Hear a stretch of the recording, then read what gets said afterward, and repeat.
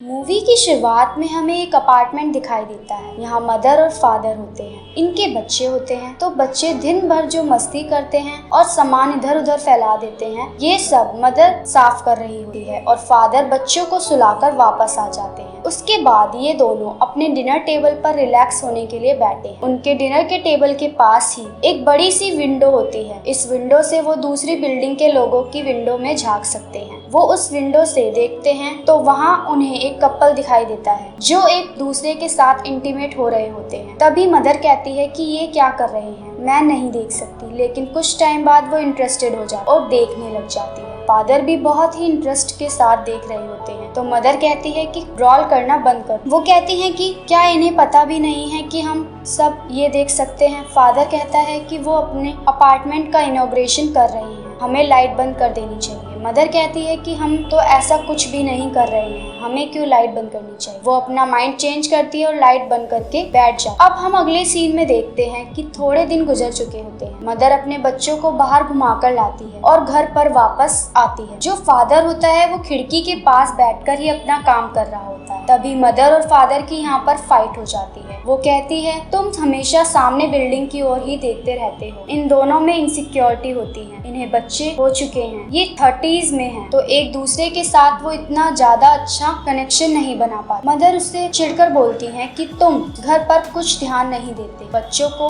सब ख्याल वगैरह भी मुझे ही रखना पड़ता है, बल्कि उन्हें बाहर घुमाने के लिए भी मुझे ही ले जाना पड़ता है। तुम सिर्फ अपनी दूरबीन लेते हो और खिड़की से झांकने लगते हो। फादर ने उसके बर्थडे के लिए दूरबीन मंगवाई होती है। फादर कहता है सिर्फ मैं ही नहीं जो उन पर हमेशा ध्यान रखता हूँ, तुम भी हमेशा उन्हें देखती रहती हो। अब मदर कपल्स पर चिढ़ रही होती है। वो कहती है कि क्या इन्हें कर्टेन्स के बारे में नहीं पता है या कोई इन्हें देख सकता है, इन सब की इन्हें कोई चिंता नहीं है, हमेशा ये पार्टी करते हैं। ये मदर फादर देखते हैं। उन्हें ये सब देखकर बहुत ही जेलस फील होता है क्योंकि इनकी जो लाइफ है वो बहुत ही स्टेबल है। अपने बच्चे ही इनकी फैमिली हैं, पर फिर भी जिस तरह से वो कपल्स एंजॉय करते थे उस तरह से अब वो नहीं कर पाते। इस कारण इन दोनों को बहुत दुख होता है। फादर फिर मदर को अपने पास बुलाते हैं और उसे हक करते हैं। उसके बाद एक दिन क्रिसमस आता है, लेकिन दुख की बात ये है कि उस दिन भी ये कहीं नहीं जा पाते। ये घर को ही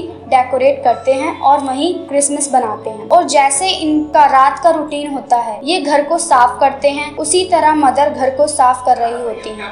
तभी मदर फिर से नेबर के यहाँ देखती हैं, तो आज फिर से उनके यहाँ पार्टी चल रही होती है। नेक्स्ट सीन में हमें ये फैमिली ब्रेकफास्ट करती हुई दिखाई देती है। फादर हमेशा अपने नेबर की तरफ नजर नहीं रखते, लेकिन जब रात होती है तो मदर को ये लगता है कि उसे ये सब देखना चाहिए कि नेबर क्या कर रहे हैं। मदर फादर की दूरबीन लेती है और उस तरफ देखने लग जाती है। इस वाइफ ने अपने हस्बैंड को कहा था कि तुम्हें रिस्पॉन्सिबिलिटी लेनी चाहिए और अपने बच्चों को घुमाकर लाना चाहिए, तो उसका हस्बैंड अब यही कर रहा होता है। वो बाहर जाता है और अपने बच्चों को कैंप पर लेकर जाता है और अब वो खिड़की के पास भी नहीं देता। फिर जब रात हो जाती है तो मदर को नींद आ रही होती है। वो फिर बालकनी में जाती है और फिर से अपनी दूरबीन से देखने लग जाती है। वो देखती है कि उसके जो नेबर्स हैं, उसकी जो वाइफ है वो अपने हस्बैंड को कंसोल कर रही है। यहाँ कुछ प्रॉब्लम हो चुकी है।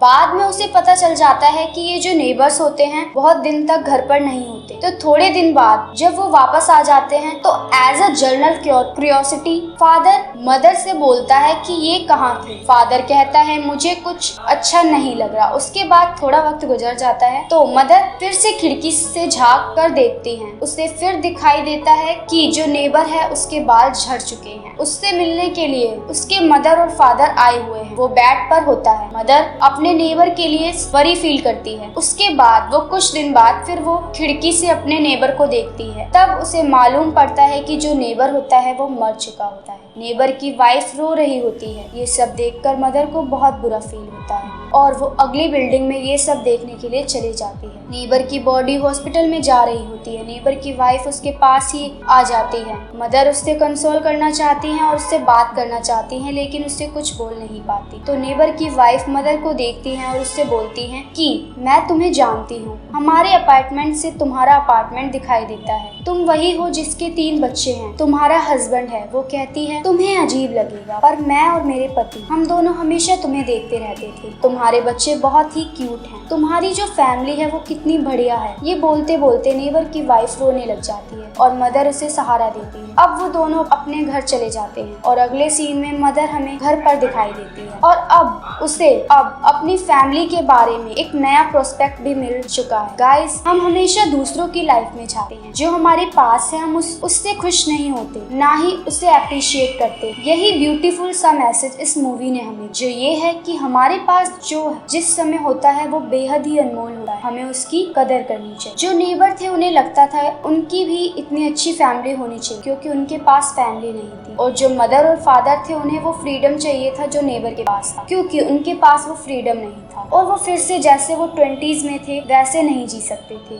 उनकी लाइफ बच्चों के बाद स्टेबल हो चुकी थी, पर कभी कभी उन्हें भी मजाक करना था। ये दोनों एक दूसरे से जलते थे, पर अपनी लाइफ कितनी परफेक्ट है ये एक दूसरे को कभी पता नहीं था। जब नेबर मर जाता है तो मदर को एक नया प्रोस्पेक्ट मिलता है कि उसके पास जो है वो कितना वैल्यूएबल है। इसी बेस्ट लेसन के साथ ये मूवी एंड हो जाती है। अगर आपको ये मूवी एक्सप्लेनेशन पसंद आई तो गाइस प्लीज वीडियो को लाइक करना और चैनल को सब्सक्राइब करना ना भूलें। और अगर आपको इस वीडियो से कोई लेसन मिला तो कमेंट करके जरूर बताएं। मिलते हैं अगली एक्सप्लेनेशन में। Thanks for watching guys.